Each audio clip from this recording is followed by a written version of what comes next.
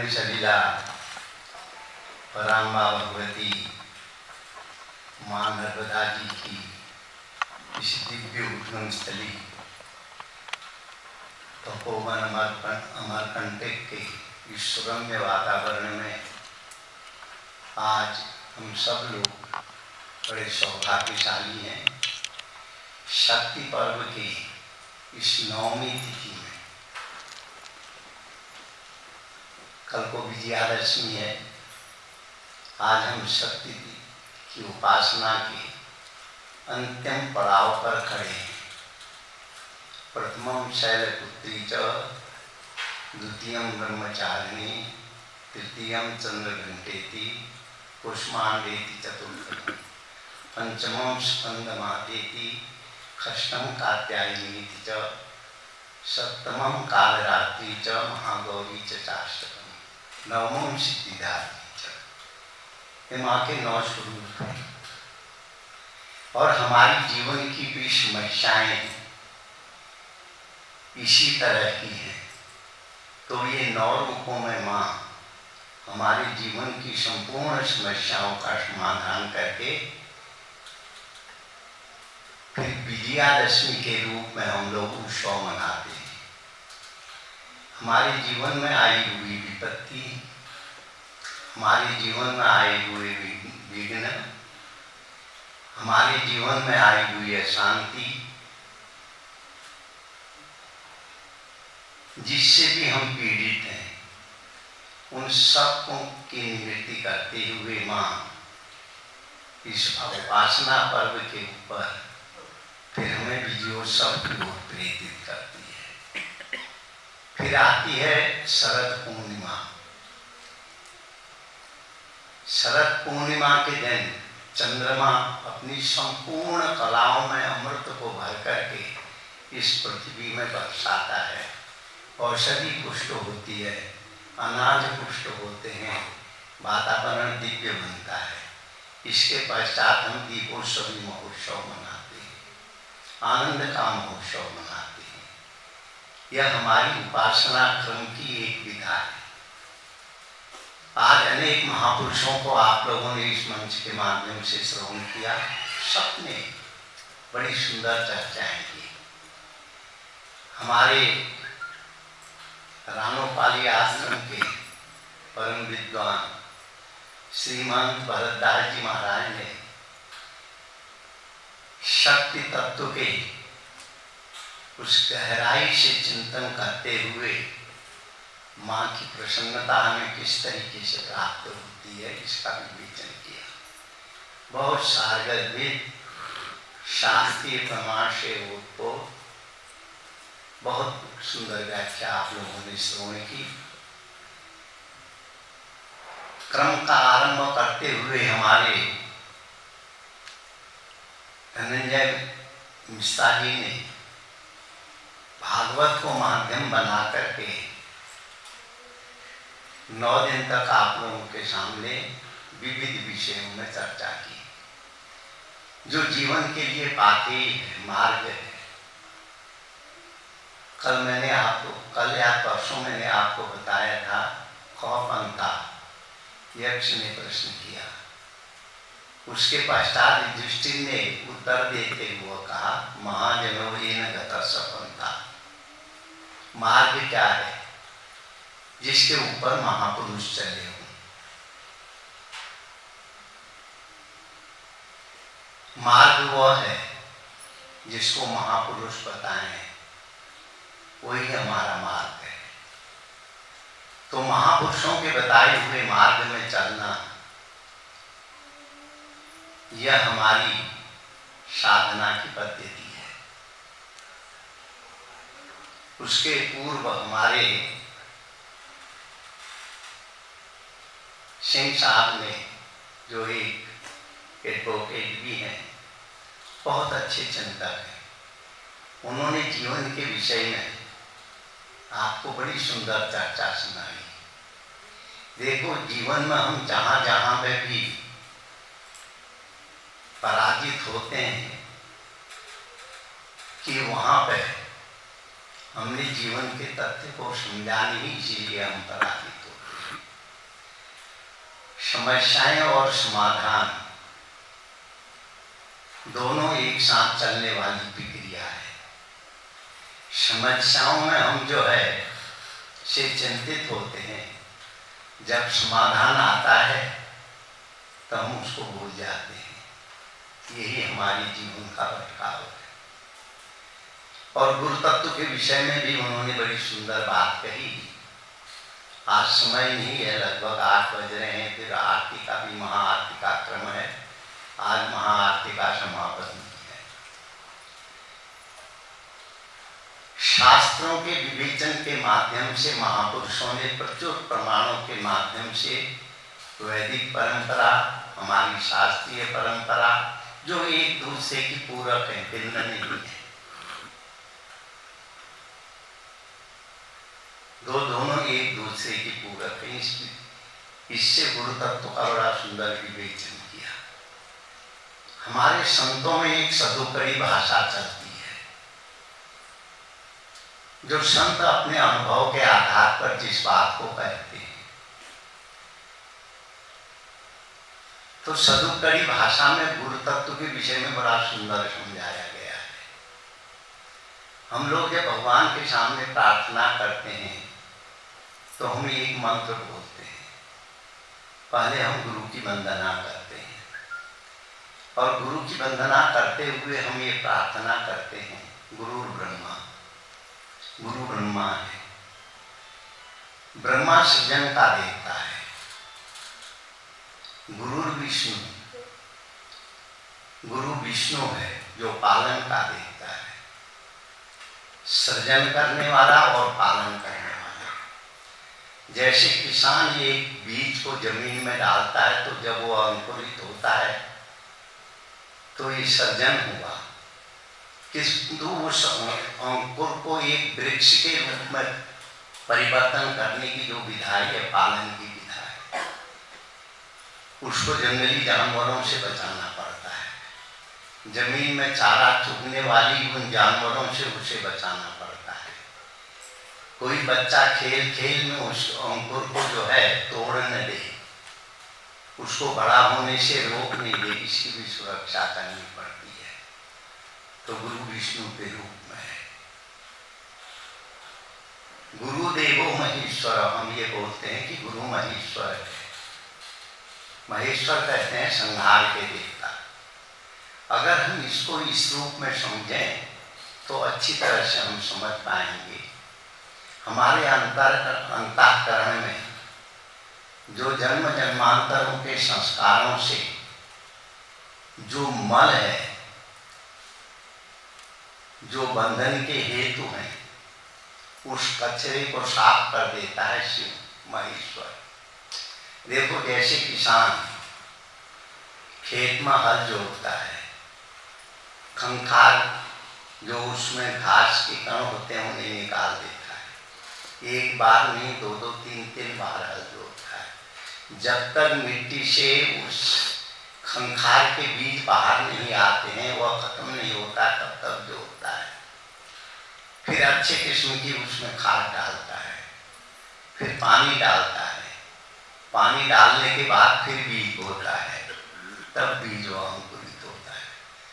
अगर उस जमीन में वह बीज को छिटक दे, जीव अगर यानी वह बीज मिट्टी को पकड़ ले, थोड़ा अंकुरित भी होगा तो वृक्ष का रूप नहीं बन पाएगा, सूख जाएगा। इसको हमारे किसान लोग अच्छी तरह से जानते हैं। अनेक बार हम भी जब किसान लोग खेत में वो कहते हैं, उनसे पूछते हैं इतना मेहनत क्यों करते हो, डाल दो बीज, आ जाएगी फसल। तो वो हंसते हैं, कहते हैं बाबा इससे नहीं आएगी, ये जमीन को हमें खेत को साफ करना पड़ेगा, खेत के खंखार को मिटाना पड़ेगा, मिट्टी को बार बार ऊपर नीचे करना पड़ेगा, फिर खाद डालना पड़ेगा, फिर बीज पड़ेगा, तब खेती होगी। एक विधा है हमारे जीवन को जीने की, हमको एक विधा मिलती है। अगर उसको हम अपने अंतर की ओर देखने की कोशिश करें तो इसी तरह से हमारा शरीर भी एक खेत के समान है। तो शिव रूपी यानी महेश्वर रूपी संहार का देवता उस खाकर उस खेत में जो जन्म जन्मांतर के दूसरे संस्कार जमे हुए हैं, इनको ठीक कर देता है। फिर वही गुरु पहले महेश्वर के रूप में संसार को दूर करके फिर ब्रह्मा के रूप में अच्छे बीज का, अच्छे संस्कारों का सृजन करता है। याद रखेंगे, जब बीज वो अंकुरित हो जाते हैं तो विष्णु रूप से उनका पालन भी करता है, तब खेती होती है, तब किसान प्रसन्न होता है और तब कहता है महाराज आपके बाद बहुत अच्छी खेती हुई। आनंद आ गया। बहुत से किसानों को जब हम फोन करते हैं कैसे हो, कहते महाराज इस बार तो मजा आ गया। तो पूछा मजा तुम्हारे अंदर से आया कि बात? नहीं, मजा तो अंदर से आया पर जमीन ने उसमें सहायता की, अनाज ने उसमें सहायता। ये बहुत हमारा व्यवहारिक जीवन का पक्ष भी अध्यात्म से ओतप्रोत है। हम लोगों के ने जीवन जीने की शैली और अध्यात्म को पृथक रूप से नहीं देखा।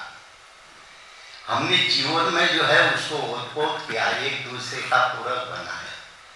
जब हमारे यहाँ बीमारी होती है तो खिचड़ी खिलाओ, खिचड़ी में अनाज ही होता है, चावल होती है, दाल होता है, मसाला होता है, सब कुछ होता है। तो कहते हैं ये सब कुछ मिलकर के जब तरल बन जाता है तो पेट में जो बीमारी हुई है ना उसको हल्का करके उसको वापस कर देता है। कितना सुंदर है। अगर हम जीवन के भाष्य को पढ़ना सीखें, जिस जीवन को हम जी रहे हैं वह जीवन भी हमारे लिए एक आध्यात्मिक साधना के रूप में है, इस बात को याद रख देना। तो हमारे महापुरुषों ने यानी हम लोग गुरु ब्रह्मा कहते हैं, ब्रह्मा के रूप में गुरु बीज बोता है, विष्णु के रूप में पालन करता है और जो है महेश्वर के रूप में उसका श्रृंगार कर देता है। जिस पेड़ से किसान अनाज लेता है फिर उस अनाज की जड़ों को आग लगा करके जला भी देता है। वो जानता है कि अब इसमें अनाज नहीं पैदा होगा, अनाज पैदा करने के लिए हमें खेत को फिर जोतना पड़ेगा। देखो कितनी सुंदर विधा। हमने जीवन के हर क्षण हर कर्म को अगर हम अध्यात्म के जीवन की तरह जिएंगे, चाहे हम संसार में किसी भी रास्ते में चल रहे हों, चाहे गृहस्थ हों, चाहे विरक्त हों, चाहे संसारी हों, चाहे कर्म सर्विस करने वाले हों, चाहे व्यापार करने वाले हैं, हमें वो एक शिक्षा देती है, जीवन की शैली सिखाती है। और दुर्भाग्य यह है कि मनुष्य का अहम इस तत्व को समझने नहीं देता है। तो गुरु तत्व के विषय में बड़ी सुंदर चर्चा होती है वेदों में, शास्त्रों में, उपनिषदों में। उपनिषद का संवाद और गुरु और शिष्य पूरक है। और अर्जुन को भी भगवान ने जो गीता सुनाई है, शिष्य अहं साधि महात्मा प्रपन्नम कह करके, प्रभु मैं आपका शिष्य हूँ, सखा नहीं। सखा के विषय में तो बाद में उन्होंने प्रार्थना की, जब विराट दिखा, कृष्ण को विराट के रूप में जब देखा, उस समय अर्जुन कहता है सखेति मत्वा वृषभम युक्तम, हे कृष्ण हे यादव हे सखेति अजानता महिमानंत वेदम मया प्रमादात प्रणयेन पापी। मैंने आपसे जो जो व्यवहार की है प्रभु, यह मेरा प्रमाद था। मैंने आपको देखा नहीं था, आपको जाना नहीं था, मैं आपको अपना सखा समझता था। देखो कितनी सुंदर दृष्टि है। अर्जुन वही है जो पहले कहता था स्वजनं ही कथं हत्वा न श्याम माधव, अपना धनुष बाण छोड़ करके युद्ध नहीं करूंगा की प्रतीक्षा करता है और रथ के पिछले भाग में जाके बैठ जाता है। और आज वही अर्जुन सखेति मत्वा वृषभम युक्तम, हे कृष्ण हे यादव हे सखेति, जब उनके यथार्थ रूप को उन्होंने समझा तो उनसे क्षमा प्रार्थना करता है। यह हमारी जीवन की यात्रा का एक अंग है। इसको अगर हम अच्छी तरह से समझें तो हम जीवन के तथ्य को समझ रहे हैं। विशेष चर्चा नहीं करेंगे, आपने अच्छी चर्चा श्रवण की है। ज़्यादा देखो, एक बात है हमारे यहाँ एक कहावत है, ज़्यादा अमृत भी पियोगे तो अजीर्ण हो जाएगा। अजीर्ण हुआ अमृत अमर नहीं करेगा, वो भी एक विष का काम करेगा। संतों ने आज जो बोला है बहुत सुंदर बोला। तो हमारे सदुत्तरी भाषा में बड़े सुंदर शब्दों में, 3 शब्दों में गुरु की व्याख्या की गई है। वहां गुरु को 3 रूप में हम मानते हैं। शब्द गुरु, पहले गुरु देह के रूप में होता है, शरीर के रूप में। जब जिज्ञासु उनके पास जाता है उस सत्य को जानने के लिए, उस तत्व को पहचानने के लिए, अपनी समस्याओं के समाधान के लिए और जीवन को खुशहाल बनाने के लिए, हमारे जीवन की जो प्रसन्नता है, पहले कल्याण के प्राचीन अंग निकलते थे, जिसमें हनुमान प्रसाद पोद्दार जी उस कल्याण अंग के संपादक थे। शायद आप लोगों के पास भी जो कल्याण के ग्राहक लोग रहे होंगे, पुराने उनके जो है लेख आते थे, तो उसमें एक शीर्षक था, पढ़ो, समझो और करो। ये बहुत सुंदर स्तंभ था। तो उसमें अच्छे लेख लिखे रहते हैं। एक लेख आया था जिसको मैंने पढ़ा, थोड़ा मेरे को याद है। उसमें लिखा था, हमारी समस्या दूसरे के अधीन, यानी हमारी प्रसन्नता, हमारी खुशी दूसरे के अधीन है। हमारी खुशी हम हंस नहीं पाते हैं, हम अपनी खुशी को खुद अनुभव नहीं कर पाते, हम दूसरे के मुखापेक्षी होकर जब हमारी प्रसन्नता को वह स्वीकृति दे तब हम प्रसन्न होते हैं। उदाहरण देते हैं, बड़ा सुंदर उदाहरण है। अगर प्राचीन समय की कल्याण की पत्रिकाएं किसी के घर में हो तो पूछ के देखिए। कहते हैं एक जो है व्यापारी था, सवेरे ही दुकान खोला और उस दिन उसकी दुकान में बहुत बिक्री हुई, सामान बहुत बिका, बहुत पैसा मिला। आज वो खुश था। मैं घर जाकर के अपनी पत्नी को ये पैसे दिखाऊंगा, वो आज बहुत खुश हो जाएगी। तो घर दौड़ा मनसूबे बांधते हुए, पैसे की थैली को अपने बगल में लटकाए हुए। जब घर में गया, औरत के उसने रूप को देखा तो सारी खुशी उसकी गायब हो गई। पैसे की थैली भी भूल गया, सारी खुशी गायब हो गई। तो हनुमान प्रसाद पोद्दार जी लिखते हैं कि उसकी खुशी जो थी वह औरत की प्रसन्नता पर निर्भर थी। औरत गुस्सा होकर के बोली, जा भाड़ में जाए तुम्हारा पैसा, मेरे लिए ये नहीं किए, सारी खुशी उसकी गायब होगी। बस एक कहानी करके मैं विस्तार नहीं करूँगा। तो इसी तरह हमारी प्रसन्नता दूसरे के अधीन है, दूसरे के कैद में पड़ी, रिश्तों के कैद में पड़ी है, परिवार के लोगों के कैद में पड़ी हुई है। हम स्वतंत्र, हमारी प्रसन्नता को हम जी नहीं पाते। जब तक हम स्वतंत्र अपनी समस्याओं को यानी अपनी प्रसन्नता को जिएंगे, तब जी पाएंगे, तभी हम प्रसन्नता की अनुभूति कर पाएंगे। नहीं तो तुम्हारी वह प्रसन्नता उधार ली हुई प्रसन्नता होगी, क्योंकि दूसरे के कैद में। तो यहाँ कहते हैं पहले गुरु देह के रूप में होता है। सदुपरि भाषा, जिसमें संस्कृत के कोई श्लोक नहीं है, व्याकरण की जटिलता नहीं है, कोई संवाद की जो है उच्च स्तरीय चर्चा भी नहीं है, सिर्फ सदुपरि बात है। शब्द गुरु, पहले गुरु के पास जब शिष्य जाता है, जिज्ञासा करता है, मेरे को परमात्मा विषयक चर्चा, मेरे को परमात्मा से मिलने का मार्ग बताओ, तो उसमें देह रूप में गुरु है, शिष्य अपने देह के रूप में है। जब गुरु उनको एक मंत्र प्रदान करता है, शब्द प्रदान करता है, तो देह रूप गुरु न होकर के वह शब्द रूप गुरु हो जाता है। याद करेंगे, गुरु वहां देह रूप से गुरु की महत्वता नहीं है, शब्द के रूप में। और जब वह शिष्य उस शब्द का जप करता है, जब सुरति उस शब्द में जाकर के मिल जाती है, सुरति शब्द समानी, सदुत्तरी भाषा में सुरति जब शब्द में समाहित हो जाती है, हमारा चिंतन जब शब्द में समाहित हो जाता है, शब्द गुरु सुरति पुनि चेला, तहाँ हुआ गुरु पीर का मेला। एक सदोपरी भाषा है, मस्ती की भाषा है। गोपिकाएं कोई वेदांत की भाषा में, संस्कृत की भाषा में, कोई परिष्कृत भाषा में नहीं बोलती थी।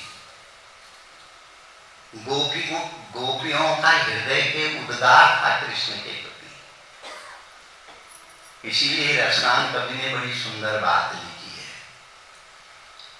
उन्होंने एक पद लिखा है, शेष महेश गणेश दिनेश सुरेश हूँ जाहि निरंतर गावे, जाहि अनादि अनंत अखंड अछेद अभेद सुभेद बतावे, नारद से सुख व्यास रटे, पचिहारी पुनीत वो पार न पावे।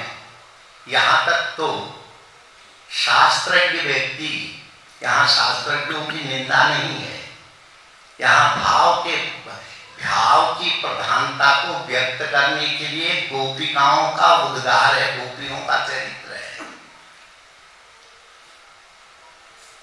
जो बड़े बड़े देवता हैं, शक्तिमान देवता हैं, वो भी भगवान के दर्शन के लिए ललायित रहते, पर नहीं मिलते। नारद, सुखदेव, व्यास आदि ऋषि भी जो अहर्निश भगवान व्यास जी लेखन करते हैं, सुखदेव जी गायन करते हैं और नारद जी कीर्तन करते हैं। पचिहारी पुनीत और पार न पावे, हार गए हैं तो भी उसको नहीं जान पाते हैं। जाहि अनंत अखंड अछंद अभेद सुभेद बतावे, जिसको वेद भी व्यंत व्यंत कहता है, अनादि कहता है, अनंत कहता है। तो ऐसा जो परमात्मा है, ताही अहीर की छोकरियां छचिया भरी छाछ पर नाचन चाहे। ये भक्त रसकान के हृदय की वार्ता है, यह शब्दों का कौशल नहीं है। अगर परमात्मा को समझने के लिए शब्दों के कौशल की जरूरत नहीं है, परमात्मा में समाहित हो जाने के लिए प्राज्ञ भाषा की आवश्यकता नहीं है, सिर्फ समाहित होना है। नदियां जब सागर के पास पहुंचती है तो पहले स्तुति नहीं करती हैं, मैं बहुत दूर से जल का प्रवाह लेकर के आपसे मिलने आई हूँ, कृपया मेरे को अनुमति दीजिए मैं मिलूं। पर सागर में जाकर के सीधे समा जाती है और सागर उनको स्वीकार कर लेता है। यही सबसे बड़ा दर्शन है, इसको समझिए। अपने व्यवहारों में, अपने चरित्र में, अपने जीवन की जीने की शैली में अगर उस सत्य को पहचानने लगोगे तो सत्य को समझने में तुमको कभी देर नहीं लगेगी। इस बात को याद रखना। कहते हैं सब पहले देह रूप में गुरु था, फिर शब्द के रूप में गुरु हुआ, फिर सुरति शब्द में जब साधक का मन लग गया तो उसके अंतःकरण की संपूर्ण प्रक्रियाएं उस सुरति में उस परमात्मा के नजदीक पहुंची। तहाँ हुआ गुरु पीर का मेला। तो जब भगवान का साक्षात्कार होता है, इष्ट ही गुरु के रूप में प्रकट होता है। यही गुरु तत्व है। बस इतने में ही समझ लेना, गुरु तत्व को समझने की आवश्यकता है। बड़ी सुंदर चर्चा आप लोगों ने श्रवण की। यह कल्याण सेवा आश्रम की स्थापना इन मां नर्मदा की मनसा है। ये किसी का संकल्प नहीं है। संकल्प होता तो नहीं होता कभी पूरा। ये मां नर्मदा की मनसा है। और आज जो कुछ भी आपको कल्याण सेवाश्रम के अंदर दिखाई दे रहा है, ये नर्मदा जी के अनुकंपा है। यह हम शब्दों की बनावट नहीं कर रहे हैं, यथार्थ हृदय की बात कर रहे हैं। यह कैसे बना, कैसे बन रहा है, कैसे बढ़ रहा है, यह सब नर्मदा के अंदर। जब हम लोग यहाँ पर आश्रम बनाने लगे, बहुत से, क्योंकि यहाँ के लिए हम बिल्कुल अपरिचित थे, लोग पूछें आप कैसे बना रहे हैं, मैंने कहा नर्मदा से पूछो। आप कहाँ से आए, मैंने कहा नर्मदा ने बुलाया। तो कितने दिन रहोगे, मैंने कहा नर्मदा जी से पूछो। ये सब नर्मदा बना रही, नर्मदा बुला रही है और नर्मदा बसा रही है। नर्मदा जब भगा देगी तब हम भाग जाएंगे, 1 मिनट भी यहाँ नहीं रुकेंगे। और जब तक नर्मदा हमको छोड़ेगी नहीं तब तक हम जाने वाले भी नहीं। देखो ये भगवान की अनुकंपा, ये नर्मदा जी का प्रसाद है, आप सब लोगों का सहयोग है। मनसा वाचा कर्मणा, ये नहीं कि पैसे वालों ने दिव्य देंगे, जो एक किसान होगा, एक गरीब होगा, उसका श्रम इसमें होगा। पैसे और श्रम का जो है, पैसे का जितना महत्व है श्रम का भी उतना महत्व है। इसलिए हम कहते हैं ये गरीब और अमीर सबका आश्रम है, विद्वान का भी आश्रम है, अनपढ़ का भी आश्रम है। जिन गरीबों ने यहाँ पे बहुत सेवा की, मजदूरी की, उन गरीबों की भी यहाँ पे बड़ी बात है। मैं देख रहा हूँ सन 88 से ये बनना शुरू हुआ था, तब से बहुत से हमारे मजदूर बूढ़े हो गए। मैंने हमारे ईमानदार मुनि से बोला, मैंने कहा देखो हम लोग सरकार तो नहीं है, पर ये जब तक आए तो रोज मजदूरी देना, अगर तुम नहीं दोगे तो मेरे से कहना, मैं दूंगा। ये घर में बीमार पड़ जाए तो इनकी जो है इलाज कराना, क्योंकि आज जो ये भव्य इमारत है इनके श्रम का फल है।